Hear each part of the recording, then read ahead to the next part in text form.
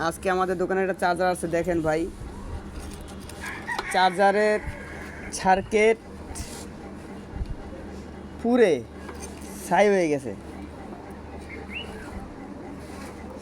এই যে সার্কিট তো পুড়ছে। এই যে রেগুলেটর দেখেন ভাই, এটার কি আছে, ছাই হয়ে গেছে গা, মানে ওর জীবনটা কয়লা হয়ে গেছে গা। এরপরে আবার ড্রাইভারে কি করছে, ওই যে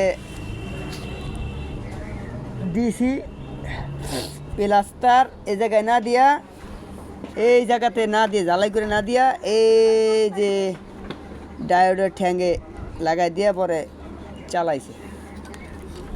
এই জন্যই বেশিটা লুজ কালেকশন পাইছে, এই কারণে চার্জারটা পুড়ে গেছে। দেখছেন ভাই, এটা চার্জার, এটা হলে সার্কিট, আর এটা হলে রেগুলেটর। এই যে রেগুলেটর দেখেন, চার্জারটা আলহামদুলিল্লাহ এখনও ওকে আছে, চার্জারে কোনো ক্ষতি হয় নাই। যে নূতন বোর্ড লাগাই দিলাম, নূতন রেগুলেটর লাগাই দিলাম,